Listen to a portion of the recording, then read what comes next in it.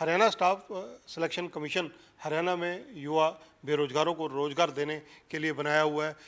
कितनी पारदर्शिता इन्होंने पिछले दिनों में बरती है, उस बात का अंदाज़ा इस बात से लगाया जा सकता है कि पिछले लगभग अगर देखा जाए 4-5 साल में हरियाणा कहीं ना कहीं नौकरी देने के मामले में ये चर्चा है कि बिना पर्ची और बिना खर्ची के नौकरी मिलती है। इसके अलावा हरियाणा अव्वल प्रांतों में 1 नंबर पर खड़ा नजर आता है। आखिर ऐसी स्थिति क्या है, क्या चुनौतियां रही इस सब कामों में? भारत भूषण भारती जो चेयरमैन है कमीशन के, हमारे साथ मौजूद हैं, उनसे बातचीत करेंगे। भारती जी, आपका स्वागत है पंजाब केसरी में। आपका बहुत बहुत धन्यवाद और आपका इस बात के लिए स्वागत भी है कि जो मिशन हमने 2015 में मार्च 25 को जब मुझे हरियाणा सरकार ने कर्मचारी चयन आयोग के अध्यक्ष के नाते मुझे जिम्मेवारी दी, हमारी टीम को जिम्मेवारी दी, तो उस समय हमने एक मिशन तय किया था कि हम हरियाणा प्रांत की जनता को मेरिट पर और पूरी पारदर्शिता के साथ नियुक्तियां देंगे। उस विषय पर प्रक्रिया शुरू करने से पहले मैंने पूरे देश के जितने भी राज्य हैं और केंद्र सरकार के जितने भी चयन आयोग हैं या एजेंसीज हैं, उनकी सारी प्रक्रिया को हमने देखा, समझा और उनका जो है कंपैरेटिव स्टडी भी की। कंपैरेटिव स्टडी करने के बाद अपने हरियाणा प्रांत के अंदर जो हमारे सामने चैलेंजेस थे, वो मुख्य तौर पर 3 प्रकार का चैलेंज हमारे सामने था। सबसे पहला चैलेंज क्या था कि हमारा जो भर्ती प्रक्रिया थी सारी की सारी ऑफलाइन थी, कागज़ के द्वारा होती थी, कंप्यूटराइज बेस नहीं था। तो हमने सबसे पहले 2015 में भर्ती क्रिया को 100% कंप्यूटराइज्ड डिजिटल करने का जो है ऐलान किया और 100% आज हमने इसको डिजिटल यानी कि कंप्यूटराइज्ड कर भी दिया है। दूसरा चैलेंज हमारे सामने था इम्पर्सोनेशन, जिसको हम सरल भाषा में कहते हैं कि एक व्यक्ति की जगह दूसरा बैठकर एग्ज़ाम देता है।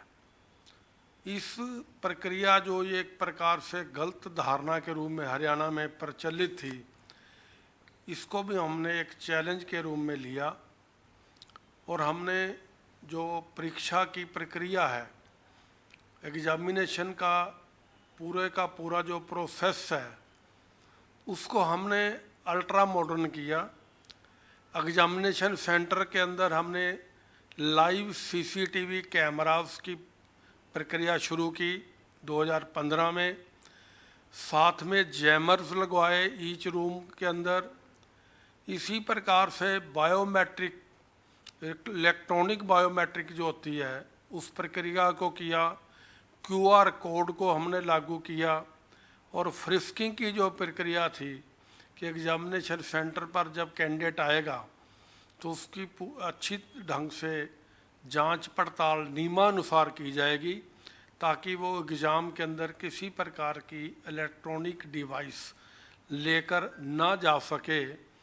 और इसी के साथ साथ हमने एग्जामिनेशन सेंटर के अंदर जो प्रश्न पत्र, क्वेश्चन बुकलेट होती है और OMR बेस्ड जो उत्तर पुस्तिका होती है, उसको भी हमने एक प्रकार से 100% प्रूफ के साथ किया कि हमने ऐसी प्रक्रिया QR कोड की उसके ऊपर लगाई कि अगर कोई कैंडिडेट एग्ज़ाम में बैठता है और वो उस शीट के ऊपर, आंसर शीट के ऊपर अपना रोल नंबर भी नहीं लिखता, नाम भी नहीं लिखता, या 2 कैंडिडेट एक दूसरे का नाम उसके ऊपर रोल नंबर लिख देते हैं योजना के तहत, तो हमारा जो स्कैनर है, जो हमारी टेक्नोलॉजी है, हमने ऐसा सॉफ्टवेयर डेवलप किया कि तुरंत जब OMR शीट को हम स्कैन करते हैं तो वो हमें बता देता है अपने सिस्टम से, टेक्निक से,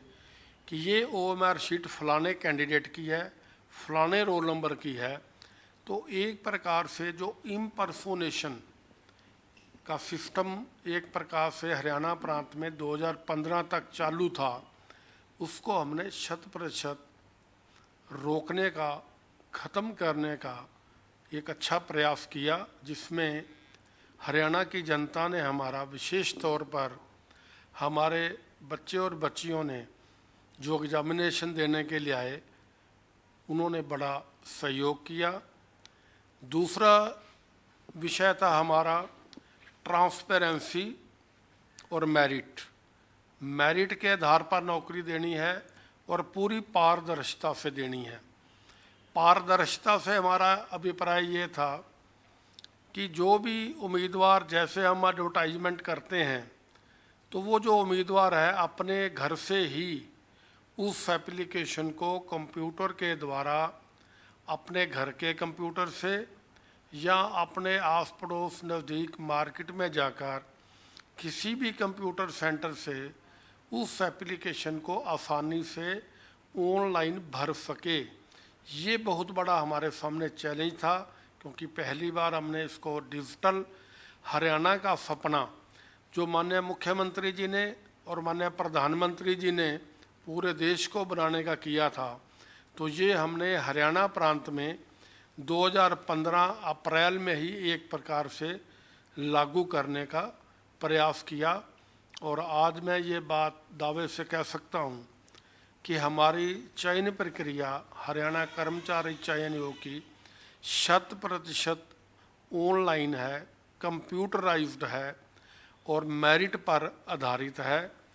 इसके ही साथ साथ हमने जहाँ एग्जामिनेशन सेंटर्स के अंदर स्ट्रेंथन किया टेक्नोलॉजी के द्वारा कि कोई भी असामाजिक तत्व किसी भी प्रकार की नकल या माल प्रैक्टिस ना कर सके, उसके हमने पुख्ता प्रबंध किए हैं। दूसरी तरफ जो उम्मीदवार नौकरी के लिए अप्लाई करते हैं, तो जब हमारा एग्ज़ाम हो जाता है, एग्ज़ाम होने के बाद हम आंसर की जो है अपनी वेबसाइट के ऊपर डालते हैं और कैंडिडेट्स को, उम्मीदवारों को कहते हैं अगर आपको इसके बारे में कोई एतराज़ है तो वो अपना इसके ऊपर दे सकते हैं। वो भी अब हमने 100% कंप्यूटराइज कर दिया है। हमने उसके लिए अपना ही सॉफ्टवेयर डेवलप किया है और हमारी वेबसाइट पर HSSC की उपलब्ध है। घर से ही कैंडिडेट जो है अब ऑब्जेक्शन फाइल करता है। इसी प्रकार से पूरा रिजल्ट निकलने तक, एप्लीकेशन भरने से लेकर पूरा रिजल्ट फाइनल निकलने से जॉइनिंग तक, अगर किसी भी उम्मीदवार को इस भर्ती प्रक्रिया के बारे में कोई कठिनाई आती है या कोई दिक्कत आती है, तो वो हमारे समाधान पोर्टल पर जाकर ऑनलाइन अपने घर से ही, अपने कंप्यूटर से ही अपनी वो शिकायत या किसी प्रकार का जो उसका कोई अधिकार बनता है, उसकी बात करता है, तो वो अपने घर से ही दे सकता है। और ऐसे ही तकरीबन 40-50 एप्लीकेशन प्रत्येक दिन हमारे पास इस पोर्टल से आती रहती हैं और हम उनका समाधान 1 सप्ताह के भीतर ही करके और उसी समाधान पोर्टल पर कैंडिडेट को उसी कंप्यूटराइज सिस्टम से उसको जवाब भी देते हैं। भारती जी, अभी तक 2015 से लेकर अब तक कितने लोगों ने, कितने बच्चों ने एग्ज़ाम्स के लिए अप्लाई किया, नौकरी के लिए अप्लाई किया और कितनों को नौकरी मिली? अप्रैल 2015 से आज तक करीब 1,50,00,000 एप्लीकेशंस जो हैं ऑनलाइन हमारे पास आ चुकी हैं। और ये 1,50,00,000 जो एप्लीकेशन आई हैं, इसमें 70 लाख उम्मीदवारों ने इसके अंदर अप्लाई किया है, क्योंकि कई उम्मीदवारों ने एक से ज़्यादा कैटेगरी में भी मल्टीपल अप्लाई किया हुआ है। अभी तक अप्रैल 2015 से लेकर आज तक 1,00,000 262 कैटेगरीज यानी पोस्ट्स के लिए हमने विज्ञापन जारी किया है, जिसमें से 76,897 लोगों को, कैंडिडेट्स को हमने रिकमेंड करके हरियाणा सरकार के विभिन्न विभागों को भेज दिया है। यानी 76,897 उम्मीदवारों को हमने रोजगार अभी तक पिछले 5.5 वर्षों में दे दिया है। बाकी जो 23,000 के करीब हमारी की हुई एडवर्टाइजमेंट के अंदर बाकी है, वो हमारी प्रक्रिया पूरी की पूरी पाइपलाइन में है।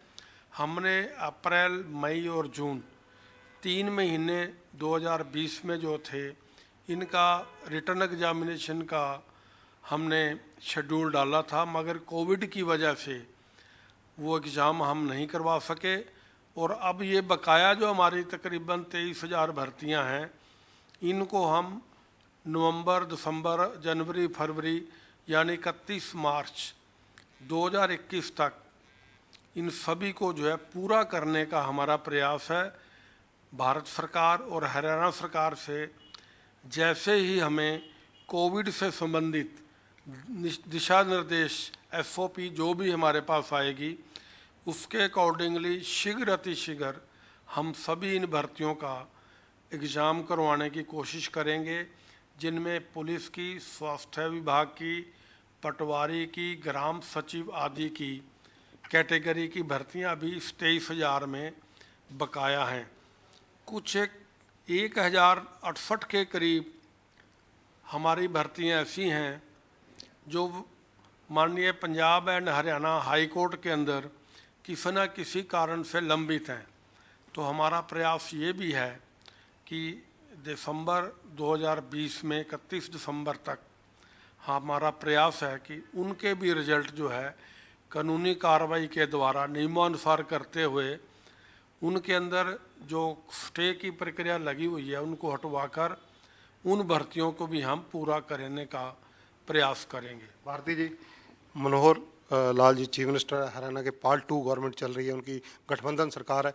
इस 1 साल के कार्यकाल में अब तक कितनी नई भर्तियां हुई, कितनी पेंडिंग है, और नई भर्तियां जो अब आप करने जा रहे हैं, कितने डिपार्टमेंटों ने आपको लिखकर भेजा है, कितने स्थान रिक्त है?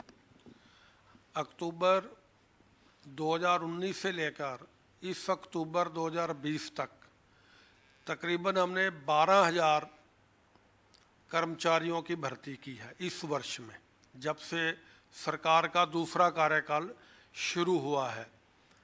अभी हमारे पास 15,000 नई भर्तियां करने के लिए सरकार के विभिन्न विभागों से रिक्विजिशन प्राप्त हुई है, जिसमें शिक्षा विभाग, स्वास्थ्य विभाग, पुलिस विभाग, एग्रीकल्चर विभाग और अन्य विभागों से भी हमारे पास रिक्विजिशन डिमांड आई है।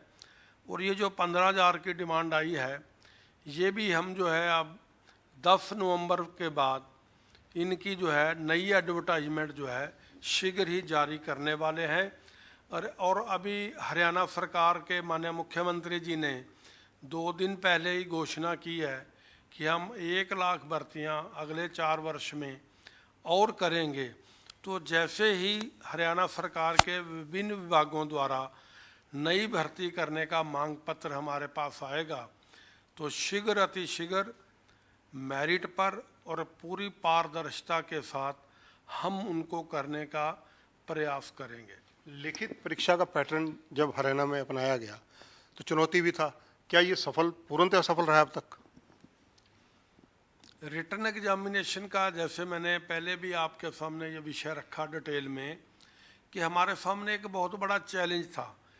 चैलेंज 2 प्रकार से था। एक तो था इम्पर्सोनेशन का, कि एक की जगह दूसरे कैंडिडेट का बैठना 2015 के समय, और दूसरा हमारे सामने चैलेंज था अनफेयर मीन्स का, जिससे हम नकल, चीटिंग वगैरह भी बोल देते हैं। तो हमने इन दोनों चीज़ों के ऊपर जो है कंट्रोल करने में सफलता हासिल की है, और ये सफलता हमें हरियाणा की जनता के सहयोग से ही प्राप्त हुई है।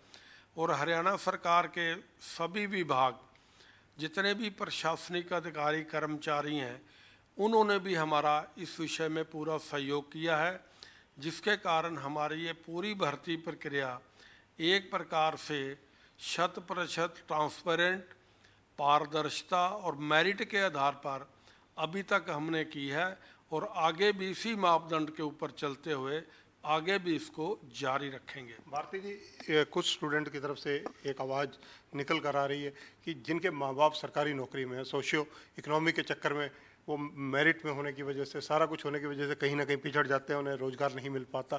क्या इसमें कोई सुधार की गुंजाइश नहीं नज़र आती है आपको कि बच्चों के साथ पक्षपात, भेदभाव भी हो रहा हो?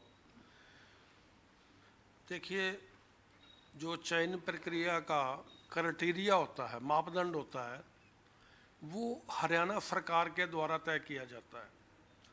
अभी हरियाणा सरकार ने जनहित में सोशो इकोनॉमी के मैक्सिमम 10 मार्क्स देने का क्राइटेरिया बनाया हुआ है, जिसके अंदर अगर कोई फादरलेस है, अगर कोई विडो है, अगर कोई घुमंतरू जाति से है और अगर वो पहले से ही किसी सरकारी विभाग में कॉन्ट्रैक्ट पर लगा हुआ है, तो उनको एक्सपीरियंस के 5 नंबर मिलते हैं। तो एक प्रकार से ये 20 में से ज़्यादा 10 नंबर मिलते हैं, जिसमें 5 नंबर उन लोगों को भी मिलते हैं जिनके परिवार में कोई भी सदस्य सरकारी नौकरी में नहीं है। तो ये जो प्रक्रिया उन्होंने, हरियाणा सरकार ने इंट्रोड्यूस की कि जिसके परिवार में आज तक एक भी सरकारी नौकरी में आदमी नहीं है, तो उसको 5 मार्क्स का बेनिफिट दिया जाए, तो मैं तो ये समझता हूँ कि इससे हमारे प्रदेश के ऐसे हजारों और लाखों परिवारों को लाभ हुआ है और जिनके घर में नौकरी के नाम पर अभी तक अंधेरा ही था, उनके घर में भी एक प्रकार से रोजगार का दीपक जला है। और ये एक जो प्रयास है, मेरे मुताबिक जो है हरियाणा सरकार का बहुत ही प्रशंसनीय प्रयास है। एक चीज़ और भारती जी, जो हरियाणा सर्विस सिलेक्शन कमीशन है, इसके बारे में स्टूडेंट्स को एक और जो एग्ज़ाम दे चुके हैं उनसे हमारी चर्चा होती रहती है। उनकी एक शिकायत आई है, वो ये है कि जिस प्रकार से जो सिलेबस है वो कोई नियमित सिलेबस भी नहीं है और कई बार आउट ऑफ सिलेबस बहुत से क्वेश्चन आते हैं, वो आपके लिए भी चुनौती बनते हैं। कहीं ना कहीं उन्हीं को लेकर मामले हाई कोर्ट तक जाते हैं। हरियाणा कर्मचारी चयन आयोग के नाते हमारी सारी पूरी की पूरी चयन प्रक्रिया में हमारा प्रयास ये रहता है कि जो सरकार के विभिन्न विभागों से हमारे पास मांग पत्र आता है, उसके अंदर क्वालिफिकेशन लिखी होती है कि इस भर्ती प्रक्रिया में मान लीजिए क्लर्क की भर्ती करनी है, तो उसमें लिखा होता है कि ग्रेजुएट चाहिए कैंडिडेट। तो हम सिलेबस जो है ग्रेजुएशन लेवल का ही देते हैं। ये हमारा जो है 100% यही प्रयास रहता है। परंतु आज शिक्षा का जो है बहुत बड़ा विकास हो चुका है। मैं अपना ही उदाहरण देना चाहता हूँ कि जब मैंने बीए की और मैंने प्रेप के अंदर जो है ट्रिग्नोमेट्री पढ़ी थी, मैथमेटिक्स विद इकोनॉमिक्स में, आज वो ट्रिग्नोमेट्री 5th क्लास के अंदर पढ़ाई जाती है। तो इस नाते से अगर मैं ये बात कहूँ कि ये तो आउट ऑफ सिलेबस है, तो ये बात कोई न्याय उचित नहीं है, क्योंकि जो शिक्षा का मापदंड है, सीबीएसई का अलग सिलेबस है, हरियाणा एजुकेशन बोर्ड का जो सिलेबस अलग है, और सीबीएसई के भी कई 2-3 प्रकार के ग्रेडेशन में होते हैं सिलेबस। तो हमारा तो एक ही प्रयास रहता है कि जो क्वालिफिकेशन एलिजिबिलिटी में दी गई है एडवर्टाइजमेंट के अंदर, उसी फ्रेमवर्क में रहते हुए उसी सिलेबस और मापदंड के अनुसार ही प्रश्न पत्र जो है बनाया जाए। ये हमारा पूरे का पूरा प्रयास रहता है। भारती जी, इसके अलावा अगर चर्चा की जाए कि हरियाणा के जो युवा बेरोजगार हैं, क्योंकि वो आप पर ही आशावान है, क्योंकि यही संस्थान एक ऐसा है जहाँ से उनको सरकारी नौकरी की उम्मीद रहती है। हरियाणा के बच्चों को ज़्यादा से ज़्यादा रोजगार मिले, कई स्टेट्स में क्राइटेरियाज भी हैं, हिमाचल में भी इस मामले में कुछ क्राइटेरिया हैं, 60-70% का है कुछ और स्टेटों में। क्या हरियाणा में भी ऐसे प्रोविज़न कभी हो सकते हैं या कोई विचार चल रहा हो? जहाँ तक हरियाणा प्रांत के उम्मीदवारों को टोटल नौकरी में 75% आरक्षण की बात जो आप कर रहे हो, ये एक बहुत ही संवैधानिक मामला है।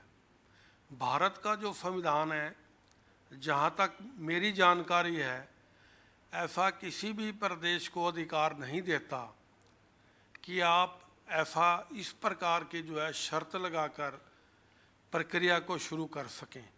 तो अभी तक मेरी जानकारी के मुताबिक किसी भी प्रदेश में ऐसा कोई नियम नहीं है, क्योंकि भारत देश हमारा जो है यूनियन ऑफ स्टेट है। तो इसके अंदर जो हमारा फेडरल ढांचा है और कानून के अनुसार आप दूसरे प्रदेश के किसी भी उम्मीदवार को चयन प्रक्रिया में शामिल होने से रोक नहीं सकते, परंतु हर प्रदेश ने अपनी जो स्टेट लैंग्वेज है उसको जो है ना एक प्रकार से कंपलसरी किया हुआ है। उदाहरण के तौर पर हरियाणा में मैट्रिक तक संस्कृत या हिंदी का ज्ञान अनिवार्य है, जिस प्रकार पंजाब में मैट्रिक तक पंजाबी गुरमुखी का ज्ञान अनिवार्य है। तो इस प्रकार की तो बात हर स्टेट ने की हुई है, परंतु ओवरऑल दूसरे स्टेट के लोगों को रोकना कि वो उसमें भाग ही ना ले सकें, अभी तक ऐसा कोई प्रावधान उपलब्ध नहीं है। और वैसे भी ये विषय जो है सरकार का है, क्योंकि क्राइटेरिया जो तय करती है वो हरियाणा सरकार के द्वारा ही किया जाता है। भारती जी, जिस प्रकार से कोरोना के आप चैलेंज की बात कर रहे हैं, निस्संदेह बहुत बड़ी चुनौती, विपदा सारे समूचे राष्ट्र के लिए, इवन वर्ल्ड के लिए रही। बायोमेट्रिक का फार्मूला उन दिनों बंद करना पड़ा, तो क्या फार्मूला उन दिनों चला? कोविड की वजह से वैसे तो हमें एग्ज़ाम जो है करवाए ही नहीं, परंतु माननीय सुप्रीम कोर्ट के एक आदेश से पीटीआई की भर्ती का हमने 23 अगस्त 2020 को एक एग्ज़ाम हमने करवाया था।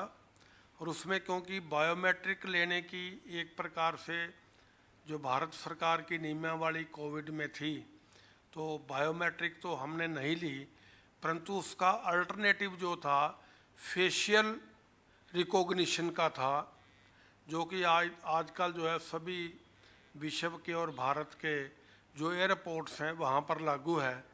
तो हमने एक सबूत के तौर पर, ट्रायल के तौर पर इस एग्ज़ाम के अंदर कुछ एक सेंटर के अंदर हमने उसको लागू किया था और उसके हमें अच्छे परिणाम भी मिले हैं।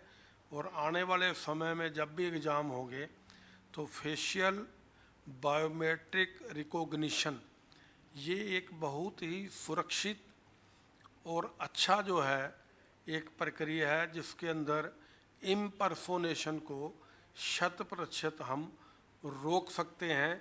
और इसीलिए हमने इसको भी जो है आगे से एग्जामिनेशन सेंटर के अंदर लागू करने का निर्णय लिया है। भारती जी, एक चीज़ और, आपने बड़े फेयर एंड क्लियर एग्ज़ाम्स कराने की कोशिश की, 5 साल से लगातार आपके प्रयास सार्थक भी रहे हैं। उस चीज़ का जो देखा जाए तो सरकार की तरफ से भी खूब दावा किया जाता है, लेकिन कहीं ना कहीं आपके प्रयासों में कुछ लोग सेंध लगाने की कोशिश करते हैं, कुछ शरारत करने की कोशिश करते हैं, जिनको समय समय पर, वो आपका सब्जेक्ट नहीं है लेकिन फिर भी क्योंकि विपक्ष भी मुद्दे बनाता है, जैसे कि यहाँ पर कुछ लोग, आपने ही कार्रवाई कराई थी, कुछ लोग पकड़े गए थे जो ऐसी शरारतें कर रहे थे, तो ऐसी चीज़ों को रोकने के लिए क्या कदम उठाए जा रहे हैं? देखिए, हमारा जो देश है लोकतांत्रिक देश है, हर व्यक्ति को अपनी बात कहने की आज़ादी है, उसको कहने से हम नहीं रोक सकते। परंतु हमारी जो चयन प्रक्रिया है हमने खुले मन से उसको लागू किया है और जनता के बीच हमने उनसे सुझाव भी मांगे हैं कि इस पूरी की पूरी जो प्रक्रिया हमारी ट्रांसपेरेंट है, पारदर्शिता से है और मेरिट के आधार पर है। हमारे पास कई उम्मीदवार या आम जनता के प्रतिनिधि अपने सजेशंस भी लेकर आते हैं कि आप इस प्रक्रिया में ये सुधार कीजिए, और हमें अपने इलेक्ट्रॉनिक और प्रिंट मीडिया के द्वारा भी कई अच्छे सुझाव पिछले 5.5 वर्षों में मिले हैं कि आप इसको ऐसे करेंगे तो ये प्रक्रिया और भी पारदर्शिता से चलेगी। तो हमने ऐसे सभी सुझावों को जो है अपनी प्रक्रिया में समाहित करने का प्रयास किया है और आगे भी कोई भी सुझाव आएगा ट्रांसपेरेंसी और मेरिट के आधार पर हम नौकरियों में जो चयन की प्रक्रिया शुरू की हुई है उसको 100% पूरी दृढ़ता के साथ इसी प्रकार से आगे लागू रखेंगे। ये हमारा एक प्रकार से संकल्प भी है और दृढ़ निश्चय भी है। धन्यवाद भारती जी। तो ये हैं भारत भूषण भारती, जो हरियाणा कर्मचारी चयन आयोग के अध्यक्ष हैं। बहुत स्पष्ट शब्दों में और सरल शब्दों में बता रहे हैं कि जिस प्रकार से पारदर्शिता और नेक नीयत से और मेरिट पर नौकरियां दी जा रही हैं, भले ही दुनिया कुछ कहती रहे, लोगों को हक है कहने का, लेकिन ये क्रम लगातार निरंतर जारी रहेगा। और वो अपना संकल्प भी दोहराते हैं इसमें कि ये निरंतर जारी रहने वाला प्रयास रुकेगा नहीं, क्योंकि ये सार्थक प्रयास साबित होता जा रहा है। इसके अलावा नौकरियों में कोई भेदभाव, पक्षपात, इस तरह की बातों से वो स्पष्ट इनकार करते हैं और उनका कहना है कि हरियाणा के बच्चों को रोजगार के लिए कोई फिलहाल ऐसे कायदे कानून नहीं है और कायदे कानून किसी सरकार का अभिन्न अंग होता है, वो बना सकते हैं, सरकार इस पर कार्रवाई कर सकती है, उस पर जो कमीशन कुछ नहीं कर सकता। और कमीशन की वर्किंग के बारे में, एग्जामिनेशन के बारे में, कोरोना काल के बारे में विस्तार से इन्होंने चर्चा की। कैमरामैन सुनील के साथ चंद्रशेखर धरनी, पंजाब केसरी टीवी, चंडीगढ़।